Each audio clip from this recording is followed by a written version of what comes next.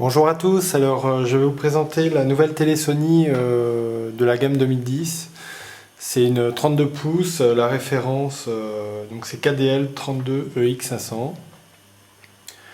Donc c'est une télé qui est connectée à l'internet. Et grosse nouveauté chez Sony, elle a un port USB qui supporte la vidéo. Voilà, et donc voici aussi la télécommande, qui est relativement sympa, très design. Moi j'aime beaucoup. Donc je vais vous présenter l'arrière. Alors le dos de l'appareil, donc vous avez deux prises Péritel. Moi je me sers encore d'une, là vous voyez, même si ça ne sert plus vraiment. Là une prise très intéressante, l'Ethernet, hein, pour l'internet. Prise VGA, donc moi je me sers également. Et prise HDMI, il y en a deux sur l'arrière.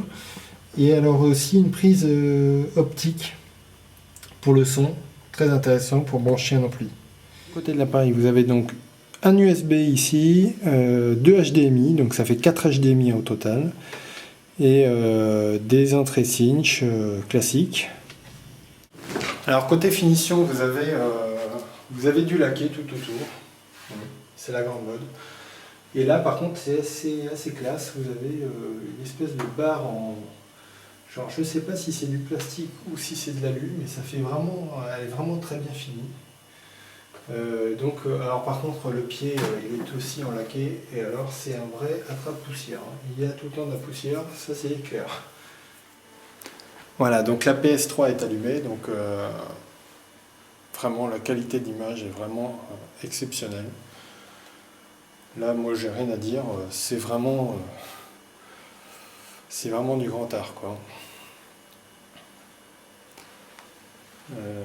Je viens de brancher une clé USB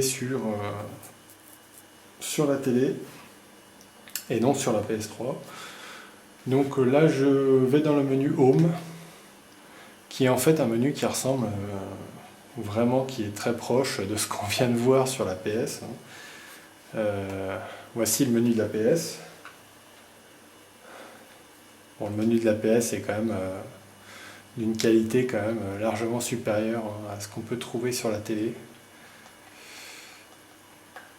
Donc on a le menu photo, musique, vidéo, voilà. Donc j'ouvre le menu de la télé et on retrouve un copier-coller quasiment. Voilà, donc réglages, photo, musique, vidéo.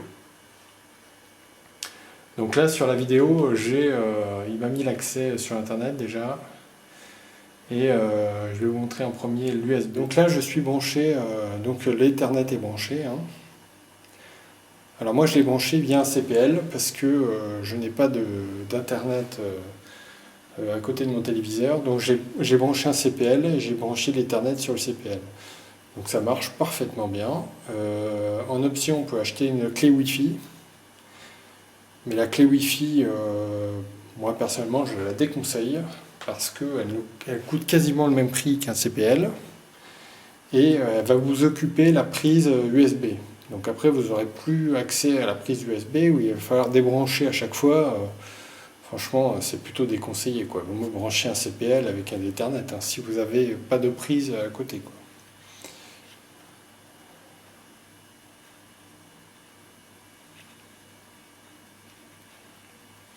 Alors au niveau des menus Internet. Alors pour Internet, en fait cette télévision ne donne accès qu'à des vidéos. Par exemple, on n'a pas de widget, on ne peut pas avoir la météo, on n'a aucun accès à Internet. Donc c'est quand même pour l'instant relativement limité, même si c'est pas négligeable. Petite particularité, on peut faire des mises à jour de la télévision par internet, donc c'est possible que les menus évoluent, hein. C'est ici dans le réseau, on peut actualiser le contenu internet.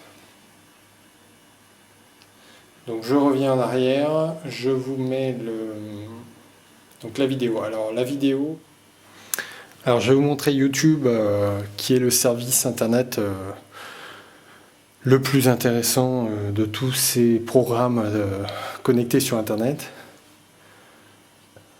Donc vous l'activez, il prend quand même quelques secondes pour l'ouvrir. Et là, vous êtes connecté directement sur votre compte. Donc pas besoin de rentrer un mot de passe, de rentrer un login à chaque fois, c'est en direct. Donc ça c'est un excellent bon point. Donc vous avez tout un menu ici, plus populaire, plus discuté, plus de commentaires, plus regardé, préféré, mieux noté. Donc vous avez en gros les vidéos les plus regardées, vous y avez accès en direct. Et la chose la plus intéressante, donc, c'est mon compte. Donc là, vous avez toutes vos vidéos favorites. Vous avez toutes vos vidéos. Alors, je vais vous montrer, par exemple, mes vidéos. Voilà, donc j'ai accès à toutes mes vidéos. Je vais vous ouvrir la première pour que vous puissiez voir un peu l'attente quand même. C'est une vidéo qui est en HD, donc vous voyez, c'est quand même... Là, ça a été rapide. Hein. Donc on voit, donc on fait entrer, on est en plein écran. Donc la qualité, franchement, bah, c'est sûr, c'est pas de la HD, mais c'est tout à fait regardable. Hein. Pour de la vidéo en ligne, c'est tout à fait regardable. Alors je fais return, donc je reviens à toutes mes vidéos. Je fais encore return, j'ai accès à mon compte. Donc là on vient de voir mes vidéos. Et pour moi le plus intéressant c'est abonnement. Parce que là vous avez accès vraiment aux vidéos que vous aimez directement. Donc là vous voyez les chaînes que vous avez déjà abonnées. Donc vous êtes tenté quand même de faire des abonnements sur vraiment le maximum de chaînes pour pouvoir avoir un accès vraiment rapide aux vidéos que vous aimez, quoi. Alors c'est là que effectivement ce n'est pas parfait parce que vous voyez si je tape donc là j'ai sélectionné The New York Times et le problème c'est que c'est un peu dans le désordre. Vous avez des tonnes de vidéos donc vous ne savez vraiment pas vraiment quel est l'ordre de base, donc vous ne pouvez pas dire les plus récentes c'est les premières, non, ce n'est pas le cas. Donc lorsqu'il y a des nouvelles vidéos à voir, eh bien, alors vous n'avez même pas la date, par exemple là, iPhone The Music Video, donc il n'y a pas de date, il y a juste la durée du clip. Si je tape sur I comme information, ben je n'ai rien, je ne sais pas quand la vidéo a été postée, donc ça c'est vraiment un gros point noir. Parce que vous voyez là, le New York Times, bon, il y a, je sais pas, il doit y avoir une centaine de vidéos. Et le problème, c'est que le jour où ils vont en rajouter une, ben, je ne vais pas la voir facilement parce que je ne vais pas m'amuser à faire tous les menus jour par jour pour aller voir les nouvelles vidéos. Donc bon, je pense qu'il y a quand même une mise à jour à faire à ce niveau-là. C'est pas très pratique. Alors par contre, si vous regardez sur Apple, qui a 3 vidéos en ligne, 3 ou 4, vous voyez, c'est simple. Je suis déjà au bout du menu, quoi. Mais là, il n'y a pas grand-chose à voir. Donc là, s'il y en a une nouvelle, effectivement, je vais la voir facilement. Mais lorsque vous êtes comme dans le New York Times, qu'il y en a 150, il faut aller un peu à la pêche, quoi. D'ailleurs, je peux vous montrer sur Apple. Je peux vous montrer un extrait d'Apple. Parce que les vidéos sont en très bonne qualité. Donc vous voyez, ça tourne. Hein. Ça rappelle un peu d'ailleurs la barre d'Apple.